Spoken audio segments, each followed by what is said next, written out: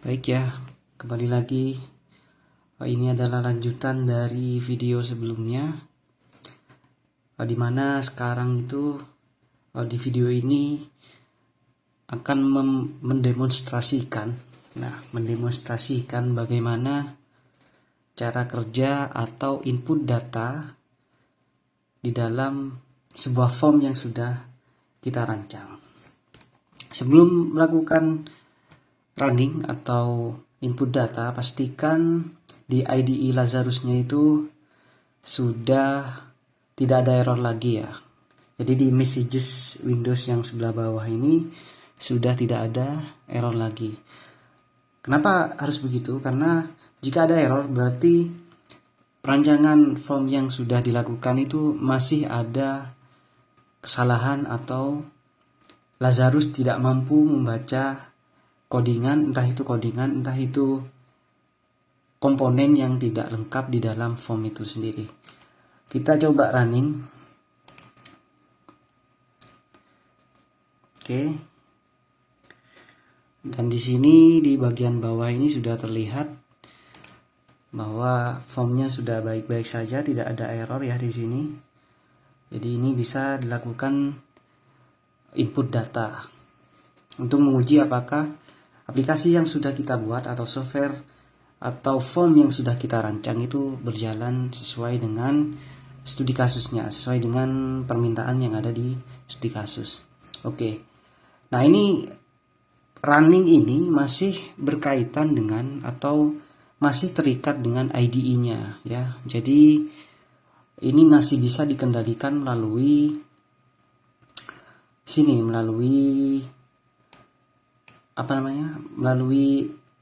tab ini. Masih ada tombol stop dan running ini.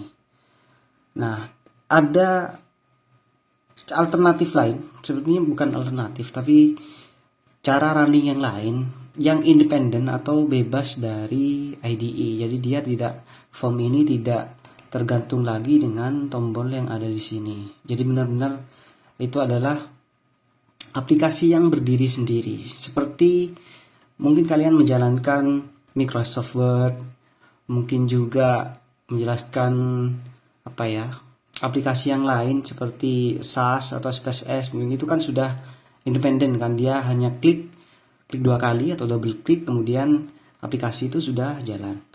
Nah, di Lazarus ini ketika kita merancang sebuah aplikasi atau form di dalam folder project, nah di dalam folder project yang sudah kita tentukan di awal, itu sebenarnya sudah tersimpan sebuah shortcut ataupun memang aplikasinya atau exe. Ini kebetulan di Linux jadi bukan exe tapi atau execute file, tapi di sini bentuknya hampir sama dengan exe tapi bukan exe karena berjalan di Linux.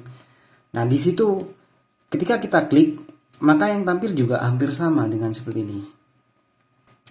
Bedanya adalah sifat independen dari form ini terhadap IDE. Kalau dari berjalan melalui form, kita klik 2 kali di form itu, maka form jika kita klik atau jalankan melalui folder project itu, maka form itu akan independen atau tidak terikat dengan IDE. Kalau di sini kan masih terikat dengan IDE. Ketika kita klik stop ini, maka execution stop gitu. Oke. Nah, di manakah folder project itu? Folder project itu tersimpan di tempat kita menyimpan projectnya ya. Kalau di sini saya taruh di MSIB, kemudian di form nectar ini. Nah, ini adalah bentuknya ya. Jadi project ini adalah execute file yang ada di, ini kebetulan di Linux. Kalau di Windows mungkin sudah formatnya exe ya, .exe itu. Tapi di sini tidak ada formatnya karena di Linux. Kemudian di sini juga ada folder backup, ada lib dan beberapa komponen yang sebenarnya itu sudah termuat di dalam Lazarus ini, di dalam IDE ini. Jadi kalau kita running filenya di sini, itu kita klik 2 kali. Oke, execute. Ini kebetulan di Linux jadi tampilannya agak aneh. Nah, dia akan tampil seperti ini, dan ini tidak terikat lagi dengan yang ada di IDE. Kalau kita pindah ke IDE, nah dia tombol stopnya memudar ya, jadi tidak bisa diketik karena memang file execute file ini independen begitu. Dan ini akan mempermudah kalian jika melakukan presentasi ya, presentasi bagaimana form itu bekerja. Jadi gunakanlah, bersama saya ya, gunakanlah execute files yang ada di folder project yang sudah kita buat di langkah awal ini mungkin ya. Jadi dia tidak terpengaruh lagi dengan IDE-nya begitu. Oke, tapi dalam kasus ini kita akan running melalui IDE Lazarus saja supaya kita nanti bisa tahu kalaupun itu ada error ya, kita bisa evaluasi yang mana errornya. Nah, kita membutuhkan notifikasi error itu di sebelah mananya error itu. Nah, di sini ada form login yang bertujuan untuk ini mengatur privasi antar manajerial. Karena di sini ada 3 manajerial, yang pertama pemilik, yang kedua manajer gudang, yang ketiga petugas gudang. Ini level yang tertinggi, kemudian ini yang ada di tengah, kemudian yang terakhir petugas gudang ini dia ada di manajerial yang paling rendah ya, karena tugasnya hanya pelaksana. Yang pertama kali kita lakukan dalam input data, inputlah melalui atau input di form yang memiliki manajerial level yang lebih tinggi ya, atau yang paling tinggi di sini. Mengapa demikian? Karena di dalam studi kasus itu kan berjenjang ya, memiliki peran masing-masing. Logikanya begini, kalau dalam suatu unit bisnis ya, di sini di unit bisnis atau di studi kasus itu, ketika manajerial pemilik itu tidak ada, maka secara logika manajerial di bawahnya itu jelas tidak ada. Kenapa seperti itu? Karena si manajerial, contohnya di sini manajerial gudang itu ditunjuk oleh pemiliknya atau pemilik agroindustri atau pemilik perusahaan itu sendiri. Jadi kalau pemilik industri itu tidak ada, maka manajer gudangnya pun itu sudah jelas tidak ada karena perusahaannya juga tidak ada. Jadi logikanya seperti itu ya. Kita login sebagai pemilik, kita masukkan PIN-nya. Kita login. Oke. Di sini ada 3 tab. Nah, tab yang pertama itu laporan estimasi stok. Nanti ini akan muncul ketika si manajer gudang tadi menginputkan laporan estimasi ya. Tapi di sini kita isikan profil agroindustri terlebih dahulu. Nah, di sini ada permintaan atau ada borang, ada text box, ID, siup agroindustri. Mungkin kita bisa ketikkan G01 ya. Ini sebagai contoh aja. Pemiliknya saya sendiri. Dan alamat kantornya kita coba pasang di Jember aja. Oke. Kemudian kita langsung klik input profil perusahaan ini. Nah, di sini ada notif yang sebenarnya message box ya, yang sudah kita desain. Di sini ada captionnya, ada congratulations, ini bisa diganti berhasil atau gagal atau semacamnya. Kemudian ada pemberitahuan data profil perusahaan telah lengkap. Selamat, artinya data yang telah kita input ini sudah terkirim ke server, begitu ya. Servernya ada di mana? Nah, seperti yang sudah saya jelaskan di video pertama, servernya ada di MariaDB atau localhost di sini. Ini adalah database-nya, bukan ini UTBK, maaf ya, yang ini, yang NectarDB ini. Nah, ini adalah tabel-tabelnya di sini. Nah, dia sebagai pemilik yang sudah kita input tadi itu sudah masuk ke tabel pemilik ya. Coba kita lihat di browse, kita klik browse. Oke, ya ini dia. Persis seperti yang sudah kita inputkan tadi. ID usahanya AG01, ownernya saya sendiri, kemudian alamatnya di Jember. Jadi sudah terkirim ke server basis datanya. Sudah ditunjukkan tadi ada message box yang beritahukan bahwa data telah tersimpan atau terkirim. Kita kembali lagi ke form. Jika kita klik di sini tombol atau button OK ini, maka secara otomatis dia akan tampil di sini ya. Jadi inputan yang kita sudah input tadi itu sudah tampil secara otomatis, sudah tampil di sini. Tapi di sini ini mungkin kesalahan di perancangan ya, harusnya ini agak lurus biar rapi, tapi nggak apa-apa lah. Yang penting dalam trial ini input datanya berhasil. Nah, kemudian kita pindah ke tab manajer gudang sebagai peran dari pemilik agroindustri untuk menunjuk atau memilih atau menetapkan siapa yang akan menjadi manajer gudang di dalam agroindustri Nektar Tape ini. Pertama kita inputkan ID manajernya dulu, misalnya di sini MN01 ya. Kemudian nama manajernya siapa ya? Mungkin Dimas aja deh. Nomor teleponnya kita coba seperti ini. Kemudian domisilinya Ponorogo misalnya. Nah, kemudian kita input atau klik button manajer gudang baru. Kita klik. Dan di sini juga seperti yang tadi ya, menampilkan notifikasi berupa message box, ada caption berhasil, data manajer gudang baru telah tersimpan. Kalau kita klik OK, nah di sini juga sudah tampil inputan yang sudah kita input tadi. Ini jangan khawatir kalau ada tampilannya seperti ini ya.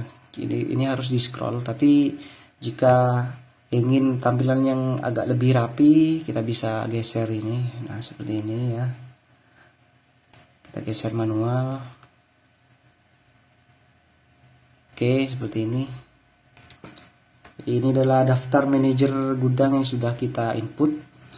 Nah, kelebihan dari adanya TDB Grid di sini adalah mencegah kita untuk menginput ID manager atau nama atau nomor HP atau alamat asal ini berulang kali. Jadi kalau kita input data kemudian tidak ada DB Grid seperti ini yang menampilkan data yang sudah diinput, itu khawatirnya ya kita akan menginput data yang sama. Nah, seperti itu.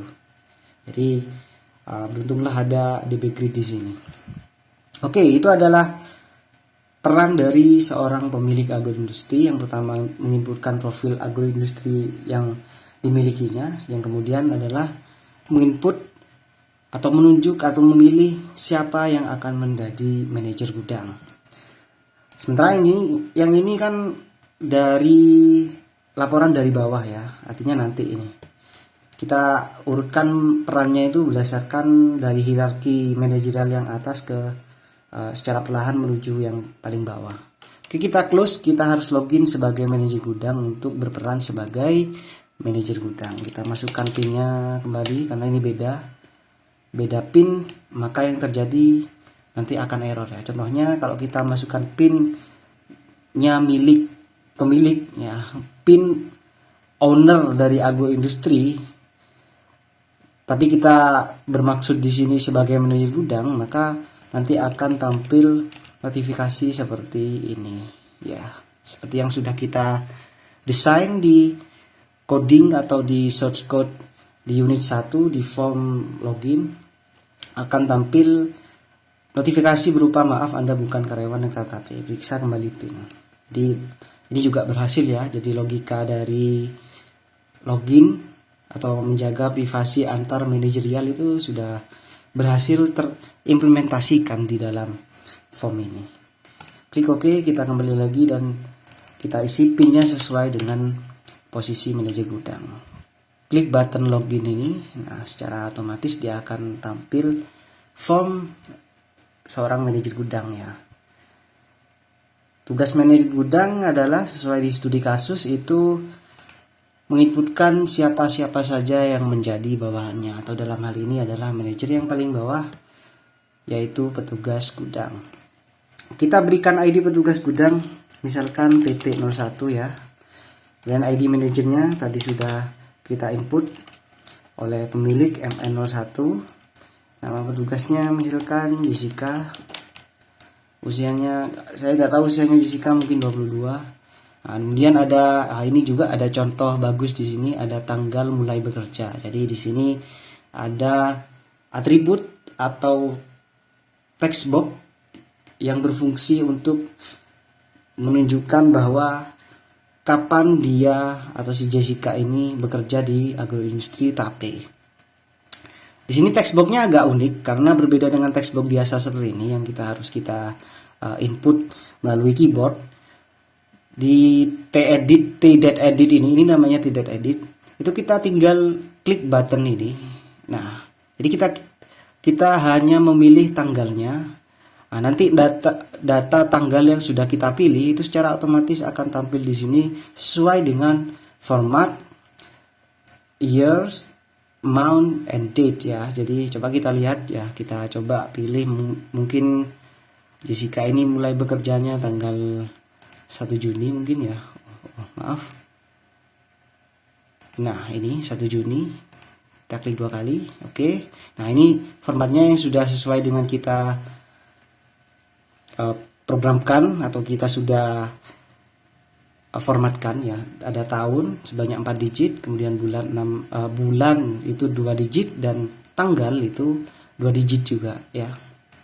Jadi bukan satu begitu tapi 01 karena digitnya ada 2. Oke, kita langsung klik button ini untuk mencoba apakah inputnya berhasil atau tidak. Kita klik button ini. Oke, dan berhasil. Data petugas baru telah berhasil tersimpan. Selamat bekerja bagi Jessica ya, tadi yang sudah diinput. Kalau kita klik OK, seharusnya tampil seperti ketika kita menginputkan ID atau atribut tentang manajer gudang tadi. Jadi harus tampil di TDB Grid yang ada di sini. Kalau kita klik OK, kita lihat. Nah, jadi sesuai dengan ekspektasi ya. Sudah tampil di TDB Grid ini, sudah urut. Tapi tampilannya sama seperti yang tadi, kita perlu geser-geser ya. Oke, geser-geser supaya agak lebih rapi begitu. Nah, oke. Nah, kalau kita perhatikan di sini semuanya sesuai dengan kehendak kita ya, sesuai dengan harapan kita, kecuali di tanggal ini, dimulai bekerja ini. Mengapa formatnya seperti ini? 1623 ini karena memang TDB Grid untuk kolom ini belum kita atur formatnya ya. Jadi masih sesuai default dari kolom yang ada di mulai bekerja ini. Oke, ini baru satu petugas. Kalau kita tambahkan lagi bisa. Misalkan PT02. Manajernya tetap sama, MN01. Kemudian nama petugasnya siapa ya? Zaki mungkin. Zaki Mumtaz. Usianya hampir sama kayak Jessica. Kemudian tanggal bekerjanya kita set itu dia bekerja mulai tanggal 2 misalnya. Oke, ini kalau kita input menggunakan button ini, kalau kita klik button ini seharusnya dia ada di bawahnya Jessica ini nanti entry atau input datanya. Tapi saya ingin menunjukkan bahwa di sini di form ini itu tidak dibenarkan atau tidak diperbolehkan adanya primary key ganda atau ID petugas yang ganda. Di sini misalnya ya, ID petugasnya Jessica itu PT01. Kalau kita input lagi PT01 dengan nama petugasnya Zaki, seharusnya ketika kita klik button rekrut petugas baru ini, datanya itu tidak akan terinput. Jadi begitu. Karena apa? Karena primary key-nya itu sama. Seharusnya begitu. Kita coba ya klik button ini. Nah, oke. Di sini si Lazarusnya menampilkan error di belakang ini. Kalau kita periksa, di sini kita lihat ya, project 1 raised exception class bla bla bla. Nah, di sini ada perlu dibaca lebih saksama ya, ada duplicate entry PT01 for key primary. Nah, ini si Lazarus itu sudah mendeteksi ada duplikasi atau primary key ganda untuk nilai PT01. Kalau ada seperti ini, kita continue aja supaya nanti message box yang sudah kita program di dalam coding itu yang berupa exception itu akan tampil di sini. Klik aja button continue ini. Nah, jadi fungsinya exception adalah mengcover error yang ditampilkan Lazarus tadi menjadi sebuah message box yang komunikatif seperti ini ya. Data tidak tersimpan, periksa kembali format data. Jadi bisa periksa kembali format atau periksa kembali format data, atau kita bisa tambahkan periksa kembali ID petugasnya. Kalau kita klik OK, data itu tidak akan terinput di sini. Dan ini yang juga kita penting ya, sebuah fitur dari aplikasi yang sudah kita bikin ini. Data yang sudah kita ketik di sini itu masih ada. Jadi ini memberikan kesempatan kepada user untuk membetulkan atau mengoreksi apa yang salah ya, begitu. Bayangkan kalau kita tadi klik button kemudian tampil peringatan tersebut, kemudian text boxnya, semua text box atau TEdit ini kosong. Jadi kita kan harus nyentri ulang lagi, kita harus ngetik lagi. Tapi karena kita sudah program bahwa ketika terjadi error itu TEditnya masih ada, atau teksnya yang sudah kita input itu masih ada, kita bisa melakukan perbaikannya. Di sini karena tadi errornya itu ada berupa duplicate entry primary key, maka kita ganti primary key-nya menjadi PT02. Kemudian klik button lagi, dan secara otomatis data situ sudah terinput, dan harusnya ekspektasi kita atau harapan kita dia akan masuk ke TDB grid yang ini, yang di bawah ini. Klik OK, dan ya ini sudah ada di sini di bawahnya Jessica, sesuai dengan yang kita harapkan. Oke, itu adalah peran sebagai manajer gudang. Kita close, kita beralih peran lagi, berganti peran lagi menjadi seorang petugas gudang. Kita masukkan pinnya, kemudian kita login. Oke, ini adalah satu form ya, karena di sini di studi kasus itu petugas gudang hanya memiliki satu tugas, yaitu menginputkan bahan baku yang datang atau yang dipesan oleh pemilik gudang atau pemilik agroindustri ke dalam server basis data ya. Kemudian kita langsung aja ID barangnya, misalnya BR01 ya, ID petugasnya tadi kita coba. Ini kita berperan sebagai petugas yang bernama Jessica ya, PT01. Manajernya MN01, tanggal masuknya ini TEdit. Karena tadi Jessica bekerja mulai 1 Juni, kita klik 1 Juni. Kuantitasnya mungkin 750, satuannya kilogram, pemasoknya PT, mungkin PT enak gitu aja ya. Nomor TNKB atau nomor polisi dari mobil yang mengangkut barang ini, misalnya P9856 QJ misalnya ya. Nomor teleponnya kita isi sembarang aja karena ini hanya cek atau tes run aja. Nah, setelah ini keisi semua, baru kita input stok. Oke, kalau di sini ada notifikasi data stok masuk telah berhasil diinput, itu artinya data itu sudah masuk ke server. Karena di sini tidak ada TDB grid, TDB gridnya ada di manajerial ya, di manajer gudang, maka kita harus tutup form ini untuk masuk kembali sebagai manajer gudang. Tapi kita selesaikan dulu input datanya ya. Tadi loginnya itu sebagai Jessica, sekarang loginnya sebagai Jaki. Tanggal masuknya tadi Jaki bekerjanya itu mulai tanggal 2. Kita klik Sabtu aja ya, tanggal 3 Juni ya. Kuantitasnya mungkin 250 kilo. Misalnya kilo ya. Pemasoknya PT Indah Jaya, misalnya begitu. TNKB-nya ini plat Surabaya ya. Oke, nomor teleponnya kita coba aja. Nah, seperti ini. Dan klik lagi input stok. Nah, dan datanya sudah berhasil. Klik OK. Nah, kita kembali lagi sebagai login kembali sebagai manajer gudang. Kita harus close ini, kemudian masuk lagi sebagai manajer gudang, masukkan PIN kembali. Login. Nah, kita cek di stok masuk ini. Nah, ini dia. Ini yang sudah kita input tadi. Oke, kalau tampilannya sama seperti yang tadi, kita harus geser-geser ya supaya, nah seperti ini. Oke, Nah, oke, seperti ini. Nah, ini sudah lengkap. Ini ID barangnya, kemudian petugasnya ada petugas yang nomor 1 tadi Jessica, petugas nomor 2 tadi Zaki, manajernya karena dalam satu manajer gudangnya masih 1 orang, jadi MN01, tanggal masuknya seperti ini, kuantitasnya seperti ini, satuannya kilogram. Oke, jadi total untuk stok masuk sementara ini ya yang sudah kita inputkan itu ada 750 ditambah 250 kilogram, itu sekitar ya 1000 kilo atau 1 ton.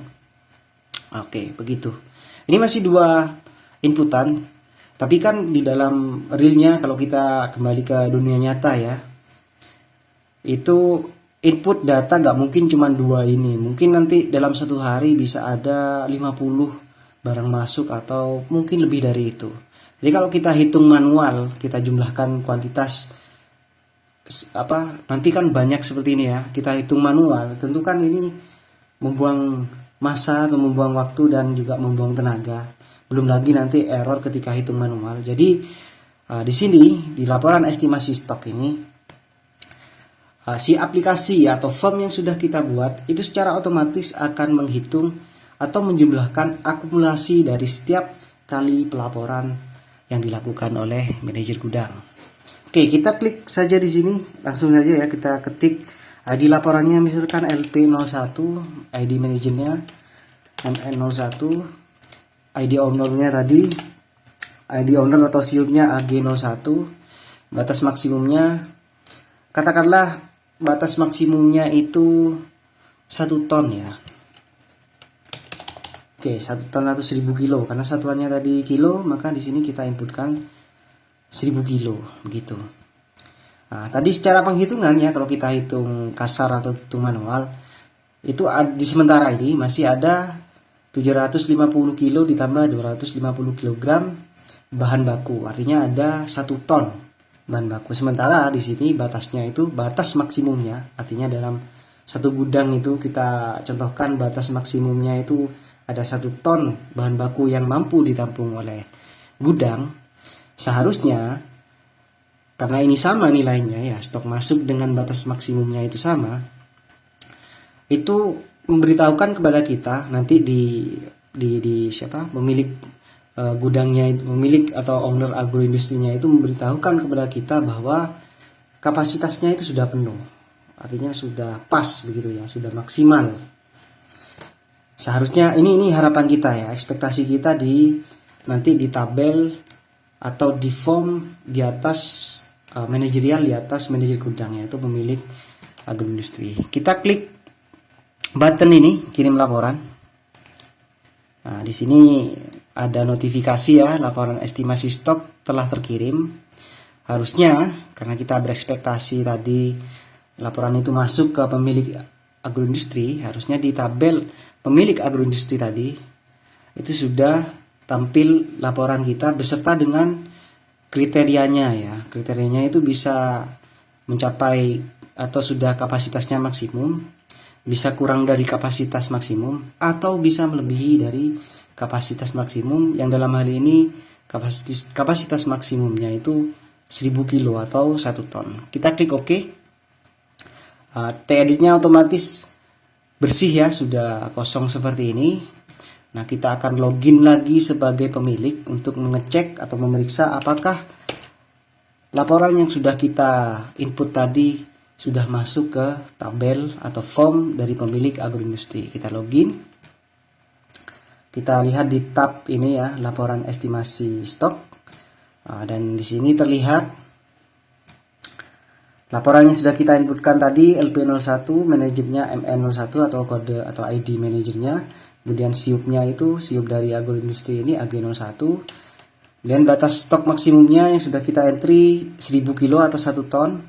Dan stok gudang aktual yang sudah kita hitung tadi 750 kilo ditambah 250 kilo, hasilnya 1000 ya, 1000 atau 1 ton.